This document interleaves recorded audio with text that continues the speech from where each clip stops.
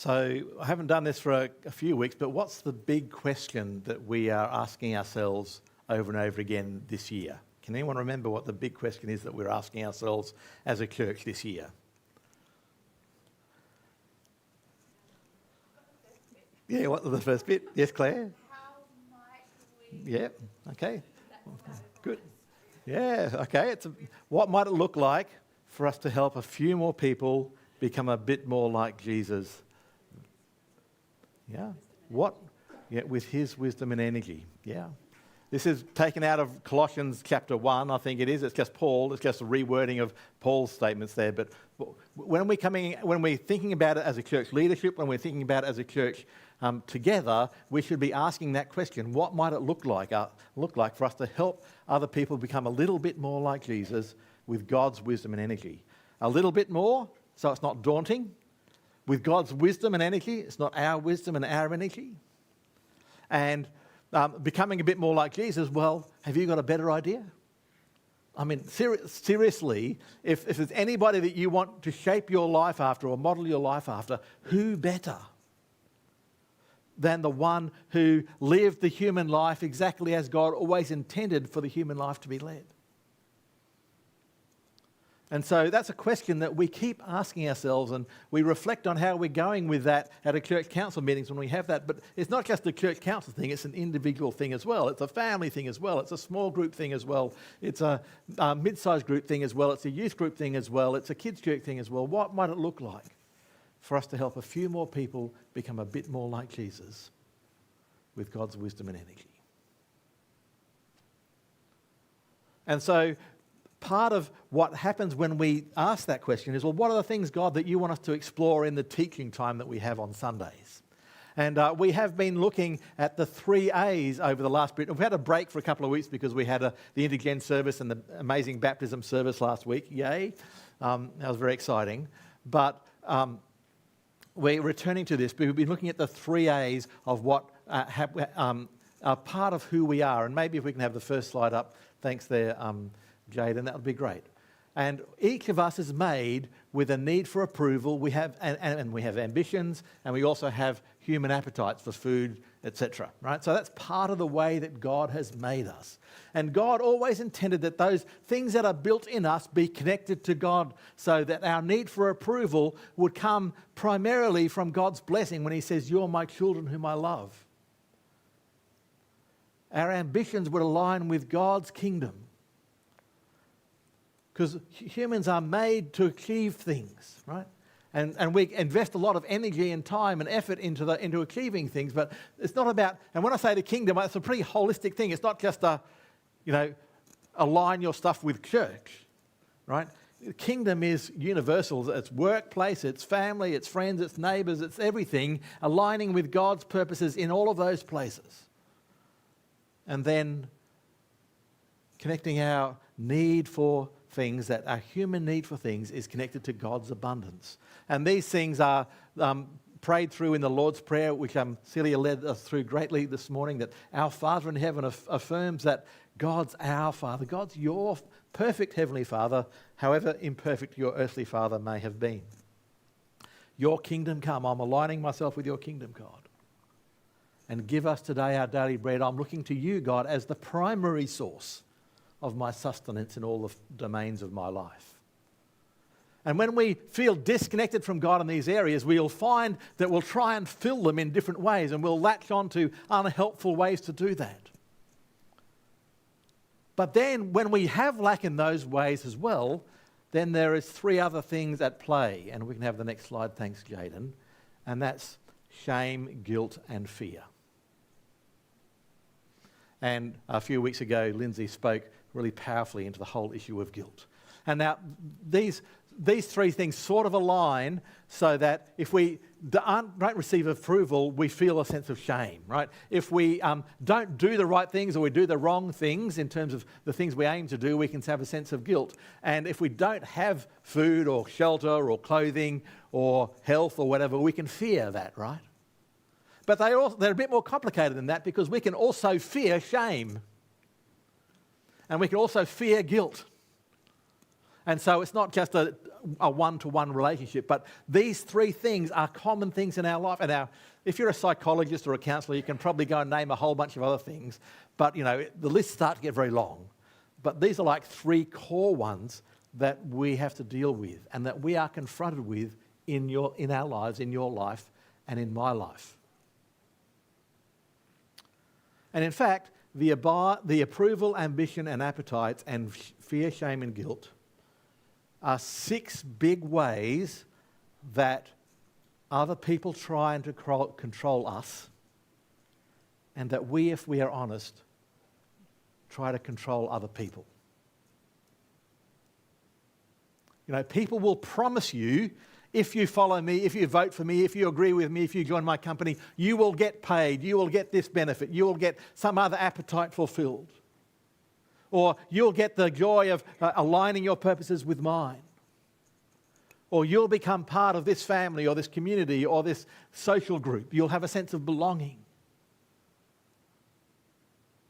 But then people also threaten you by saying, if you don't, unless you do X, Y, and Z, you will lose access to this abundance. You will lose access to this purpose. You will lose access to this approval and acceptance.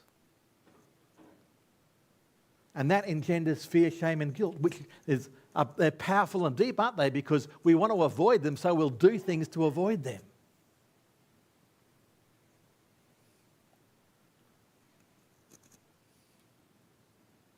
So it can be a sobering thing to reflect on.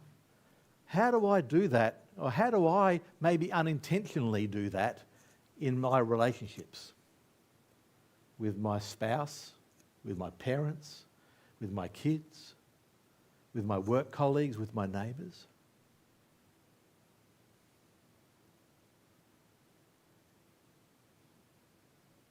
Have I maybe even just got so used to my own patterns of behaviour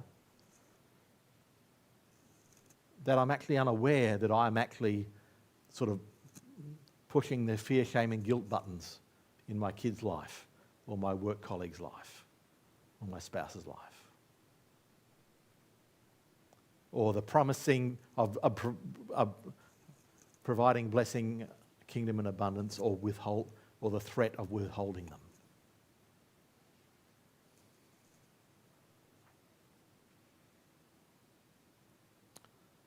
So these are big things in our lives. But today I'm going to focus on just one of them, and that's fear. And I always want you to, and this is a thing where, the preacher often brings out Greek words, to try and impress you all. But the thing is that the Greek word for fear is phobia. So we already all know it. So you know some Greek, right? So we can all feel like, educated theologians this morning. But I want you, like Rosie got us to yell out things before about we're thankful for. What I want you to do is I want you to think about what's one of the most specific or weirdest fears that not necessarily that you suffer from, but that you think people, like it might be fear of spiders, or fear of mice, or fear, I don't know, whatever it is. Just I want you to have a think about what's a weird fear that that you've heard of, or maybe that you've experienced. And on the count of 3, we're just going to yell them all out at the same time, all right? And so we're just going to name the fears that exist in this world. And there's lots of them, right? You can probably Google websites and come up with huge, long list of phobias. Well, let's just have a go this morning at seeing if you can think of one like that you think that probably no one else will yell out. Have you got something in your mind, a fear that you're going to try and yell at? Now, you may not know this, there's probably a specific word for it, like arachnophobia. You don't need to know the specific thing. Just yell out spiders instead of arachnophobia, if that's the thing, all right? Maybe it's your fear of public speaking. Fortunately, I don't suffer from that. All right, so have you got something in your mind to yell at? And so this is not personal confession. I'm not going to take it as personal confession, right? So I just want you to yell out on the count of 3 a fear. 1, 2, 3. Fear, heights. Dark tunnels, heights. I heard a few of those. There you go. When I've been thinking about fear, shame and guilt in preparation for today, I was struck by the fact that all of these things, fear, shame and guilt, were in clear operation around the death and resurrection of Jesus. And so, just an aside, just go and read through the Passion Week accounts in the Gospels and look for how fear, shame and guilt is operating there in people's lives and Jesus, yeah? And what Jesus does in those circumstances. Because if we're going to come back to our question, what does it look like to help a few more people become a bit more like Jesus, we can look at that as the ultimate, but we're going to look at some passages where Jesus addresses the issue of fear in the Gospels. That's a fair thing to do if we're wanting to help people become a bit more like Jesus. And so I'm just going to read a few passages from mainly Matthew's Gospel that talk about this issue of fear.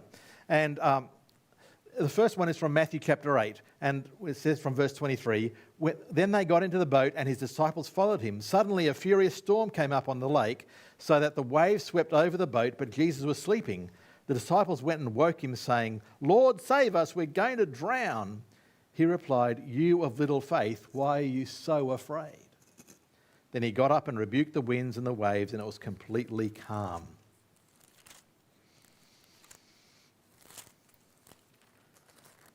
In Matthew chapter 14, Jesus was trying to get away with his disciples some rest. The crowds followed him. They stayed for a conference. He fed the 5,000. Then he packed the disciples off on the boat. He went up the mountain to pray. And then he comes, we pick up the story in chapter 14, verse 25. "Shortly before dawn, Jesus went out to them walking on the lake. When the disciples saw him walking on the lake, they were terrified. 'It's a ghost,' they said, and cried out in fear.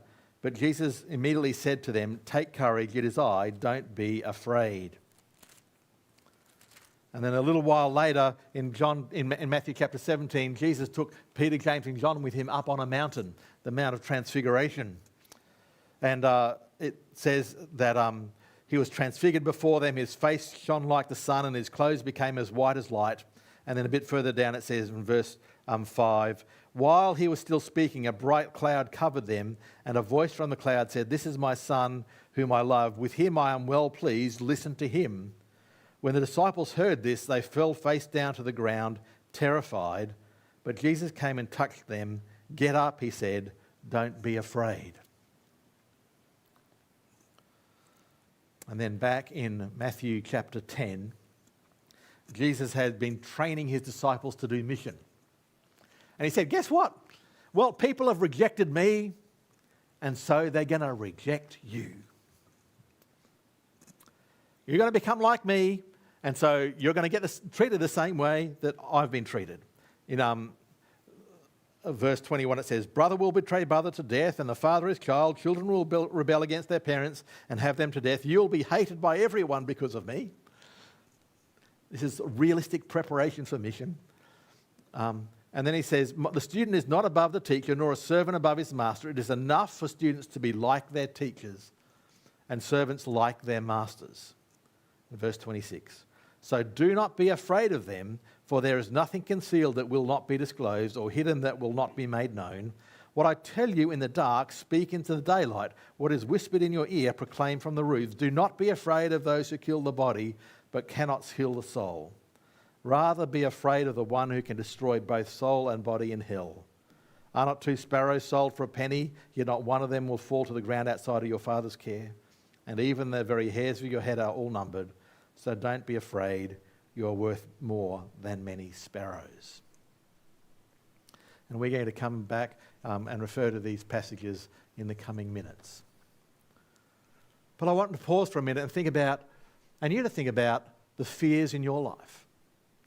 And first of all, I want to say that the fundamental thing about fear is that fear is good. It's a God-given thing. It's an alarm system that harm may be about to befall you. A few weeks ago we talked about anger. That anger is like an alarm system, that something that you don't want to happen is about to happen, or something that you do want to happen is not happening. And anger is an alarm system. And fear also is an alarm system. I'm about to be eaten by a tiger. I'm about to be swamped by a big wave. There's a fear and my body gets ready to react. My heart rate goes up. I get adrenaline surge. I can do things to respond to get me out of that immediate danger, right?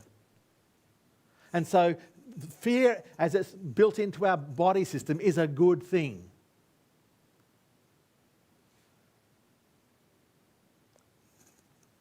But just like anger is a good alarm, fear is a good alarm, anger is a terrible engine, and fear is a terrible engine. Anger alerts you, but you don't want to live out of anger. Fear alerts you, but you don't want to live out of fear, you see. And there's this, and I'm not a psychologist, and so please don't expect you get all of the psychology details out of it, but there's a fear bit, which is there's a real and present danger that I've identified that my body reacts to and my mind reacts to so I can respond appropriately, right?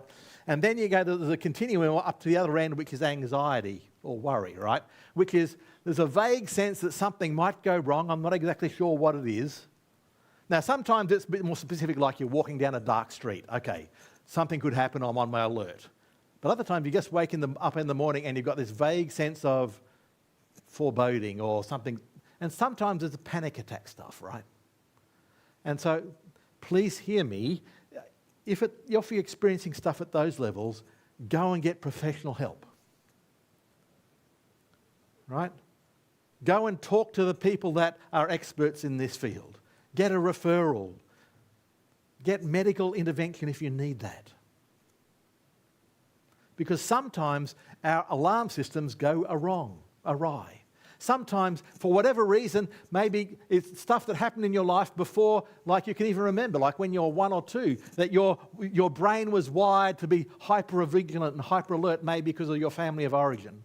Or maybe you've gone through other trauma in your life that means that, the slightest thing will trigger the fear or anxiety response in you. And if that's you, don't suffer that alone. Get some expert help.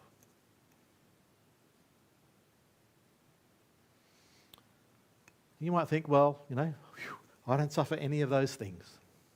I'm cool at the moment. Well, you may not be cool forever. Well, some of us are just naturally cool, but you might not be fear-free forever, right? And just for some of you, it's hard to believe, but you will actually get old. And you will get frail, and some of the things that were no longer fearful to you, that were not fearful for you when you were younger and maybe more physically robust, will suddenly potentially become sources of fear for you when you grow old. Am I going to fall over and break my hip, for example? All sorts of things, right? And so, even if you're living a fear-free life now, fantastic. But there's a chance that something may come up. I was fortunate enough with Chris to go on a trip in Israel last year, and we're following the footsteps of Jesus. And we did a lot of walking, but we also did some driving in some vans. And sometimes we went, let me say, on dirt roads that were a bit dodgy. And in some of those cases, I was sitting up in the front, and so I could see how steep it was off the side. Now, I'm not afraid of heights, right? Like when I was an engineer doing my engineering job, I was working at a petrochemical plant, and we used to have to climb to the top of big, tall distillation columns. And you'd be climbing up a ladder with a few flimsy bits of metal behind you, and you get to the top of this tower that might be 15 metres tall or whatever, and it would be swaying in the breeze. And then sometimes you'd have to climb inside them, and you're in this enclosed space, and it's swaying in the breeze, right? And so that didn't stress me at all, right? But here I was following the footsteps of Jesus, and he says, don't be afraid. And here I am, all of a sudden, it's the pit when you're going around the corner and you can't see the road, all you can see is the gap. And also the van sort of guttering up and down, and you're thinking, is it going to skid, right? And so this fear grew in me, surprisingly. And then when I got to my chance to be at the Christian community where I was on retreat for a month, the road going into that was pretty steep.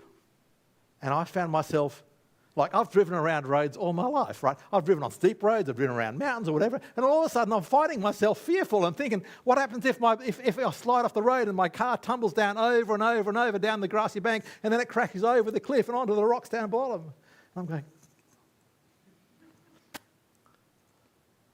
So even if you don't have fear at the moment, you may have fear in the future.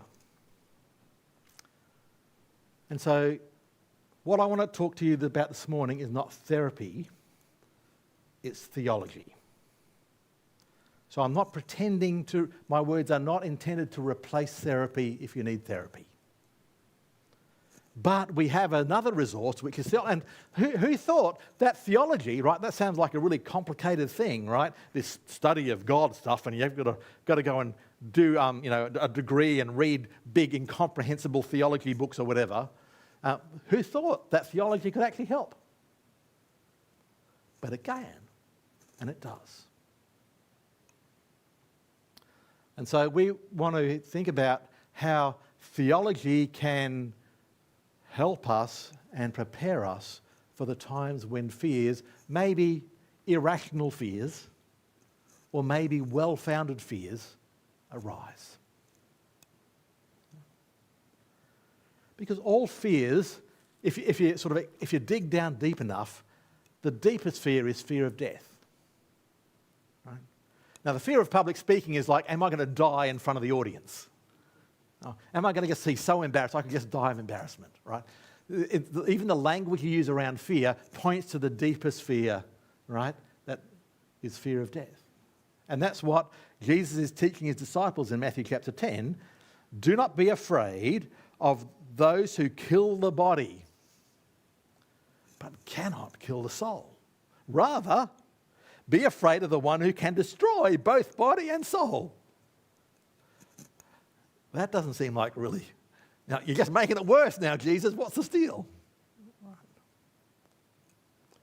Well, the first thing when we come to an issue of theology and fear is that we can place the fear in a bigger context. Like, you think you're scared of the spider? Let me show you the snake. Then all of a sudden you fear of the spider. Who cares? I'm just trying to get rid of the snake. Get away from the snake, right? You know, I'm scared of the cold water. Well, now there's a whacking big wave coming. I don't care about the temperature of the water anymore. I'm caring about the bigness of the wave. And so what fear tends to do is it tends to focus us in on the thing, and it becomes the all-consuming thing. And it's like it's up close in our field of vision, and it's all that we can see. Yeah. But Jesus says, step back from the fear. Look at God.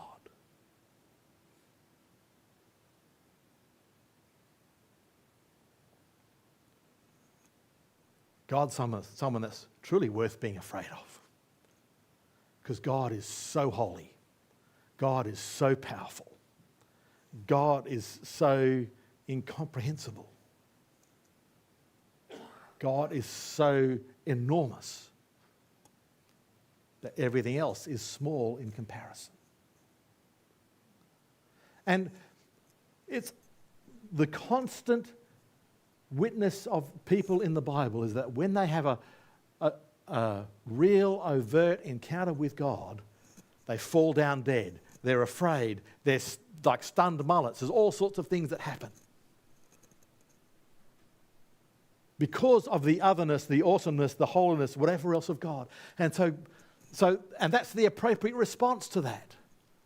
But God, in all of those times, says, don't be afraid. Don't be afraid. Don't be afraid.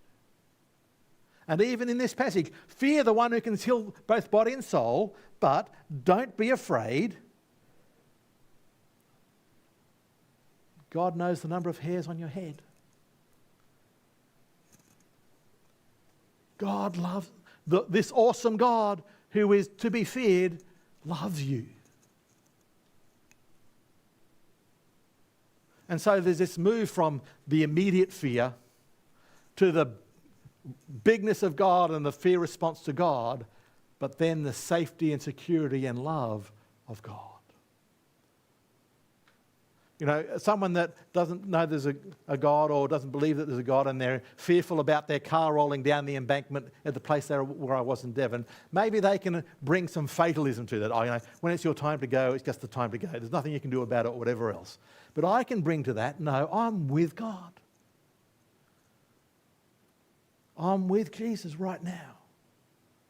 And if I roll down the embankment and die, which is probably in that moment the worst thing that can happen, guess what? I get to be with Jesus still.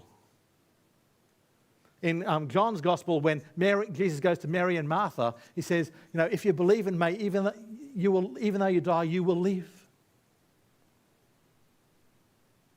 And Jesus, when he was giving his final words to the disciples in commission in the end of Matthew's Gospel, says, I am with you to the end of the age. There's a great, there was a song from the 80s written by, I think, Rosanna Palmer, which is, fear not, for I am with you, says the Lord. Fear not, for I am with you. It's from Isaiah chapter 41, verse 10. Fear not, for I am with you. And so the first theological reality to deal with our fears is that God is with us.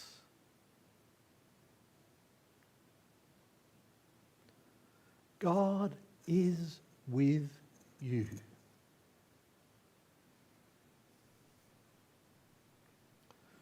And whatever real fear or imagined fear you are facing, it is small in comparison to God. I'm not trying to say it's not there. I'm just trying to say, in the reality of God, it's actually small. I've been reading Julian of Norwich, that famous mystic lady from about the 1300s. Recently, and I referred to this before, she talks about how God gave her a prophetic picture of a hazelnut in her hand. And the prophetic interpretation was that hazelnut in her hand was everything that is. The entire universe. And it's that size compared to the bigness of God. And another picture she had, and I'm just going to pull it up, rather than mangle my recollection of it. At one time my understanding was taken down into the seabed, and there I saw hills and green dales, seeming as if it were overgrown with moss and seaweed and gravel.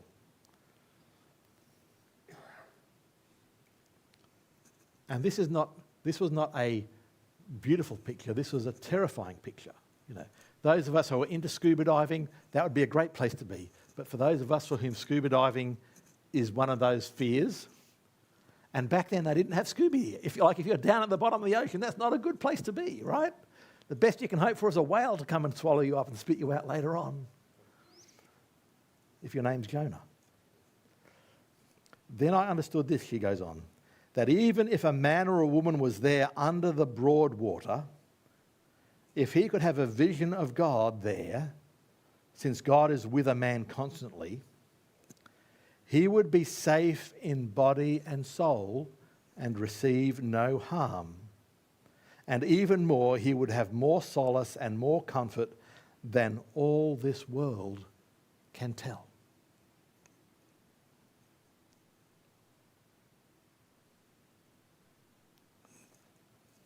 Isn't that amazing? You might be in the most perilous circumstances. Your heart might be racing, your adrenaline might be pumping, and that might be a good thing to get you out of the danger. But when you're there, when you're in that moment, God is with you, and it may not feel like it, but you are perfectly safe. Because this is a light and momentary trouble. That's the other perspective. When God is so big and eternity is so long, even if the thing that you're fearing goes for decades, it's small in comparison to eternity. It doesn't feel small, but it is small. So God is with us. God is bigger than all of those things. God knows the numbers of hairs on your head. And this worry, however real, is light and momentary.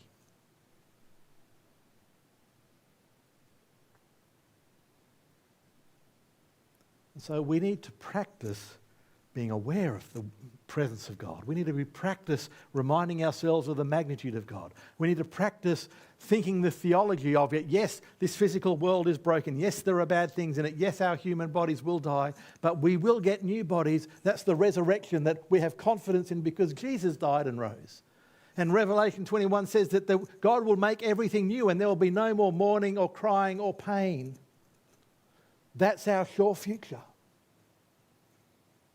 That's the theological framework in which we should live because that's the true framework of existence.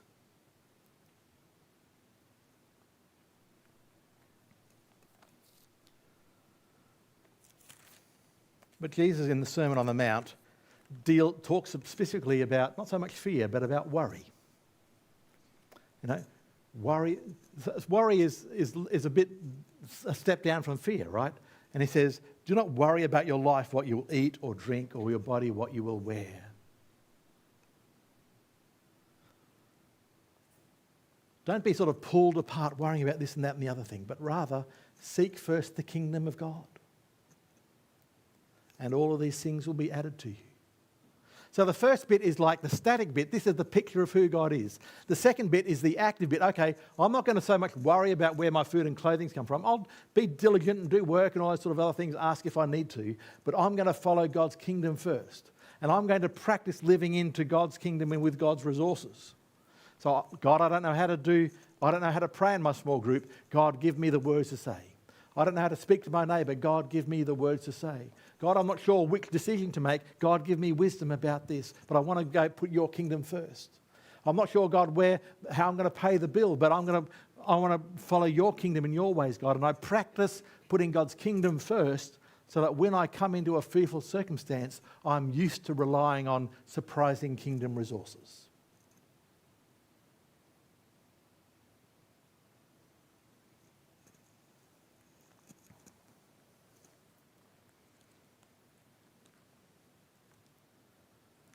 So think about the big picture. God, eternity, God's place with you, your place with God.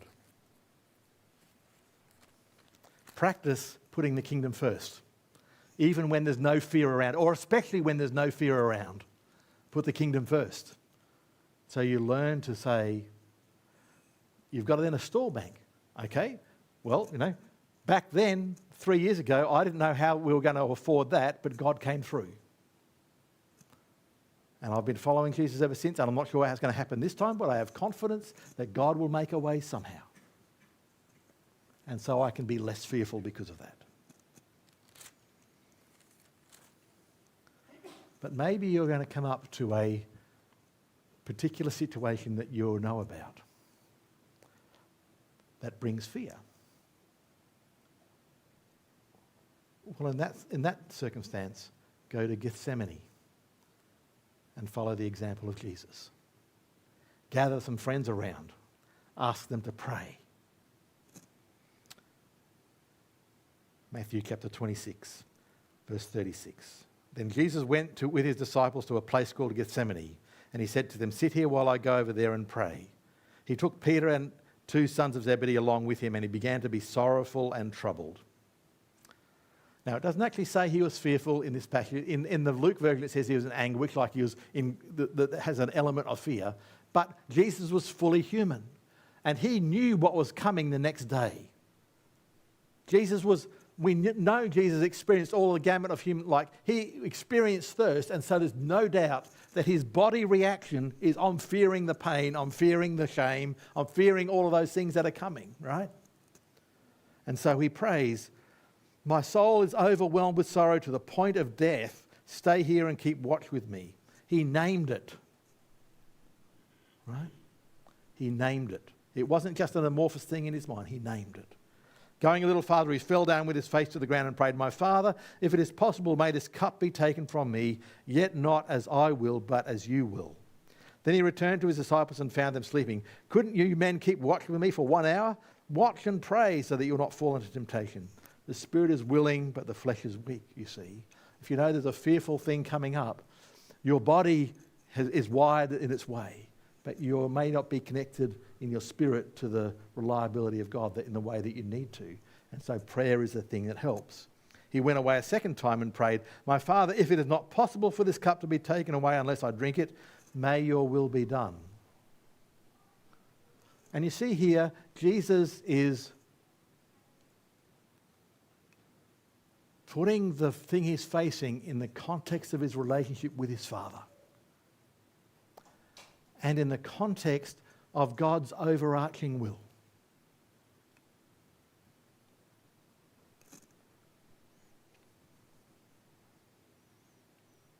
And then he goes backwards and forwards again. But then from that point, he gets up and he goes through the next horrendous hours without any discernible fear.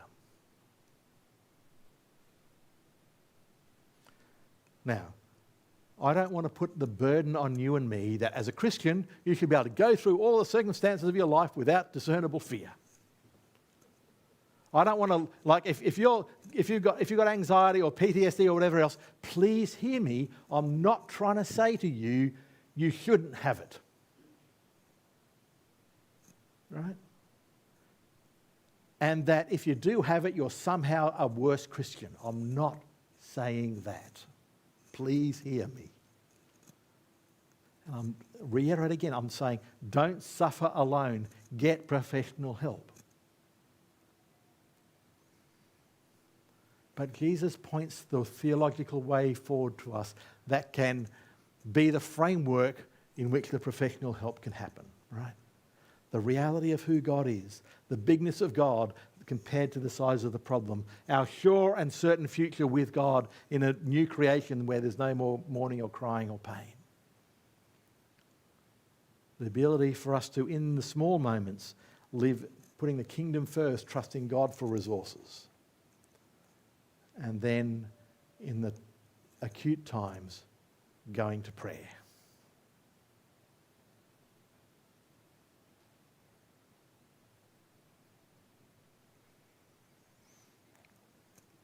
So when I was driving around that steep embankment to get to and from, it's not like I had to go into town to buy my chips and chocolate, right? It's not like I could just avoid driving on that road. It was the only road in and out. And some of the things that helped me were reminding me that, hey, God, I am here with you. And then specifically, the verse that came to me and helped me was, they that wait upon the Lord will not grow, they'll mount up on wings like eagles. God, I'm at this high spot. I get to be like an eagle surveying your creation, rather than thinking about how I might plummet to the rocks. And me turning my attention to the sure reality of God being with me, my eternal security anyway, but the specific word that God gave me dealt with that fear.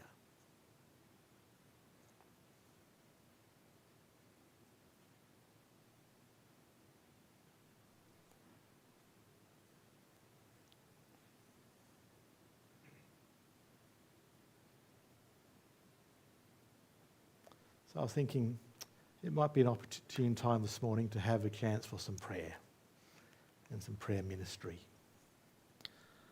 And we sang a song earlier, "Come As You Are." And maybe, Rosie, can you just come up with it on the keyboard and just play that quietly for us?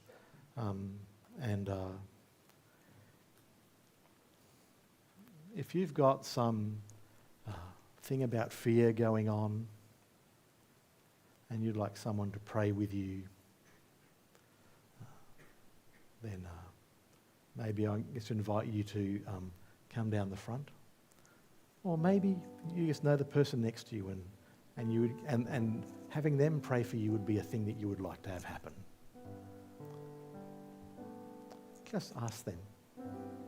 And if you don't know what to pray for someone, just pray that they would have a fresh vision of the goodness and greatness of God, of their eternal security of their life with God, and His presence with them in the moment.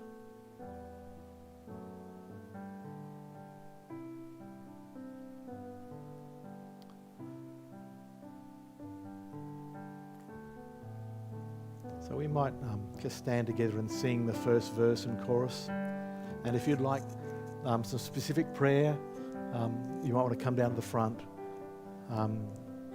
Or you might like to tap the person next to you to pray for you. And then after we've sung the first verse and chorus, we'll just have music after that. And that's when the praying can happen.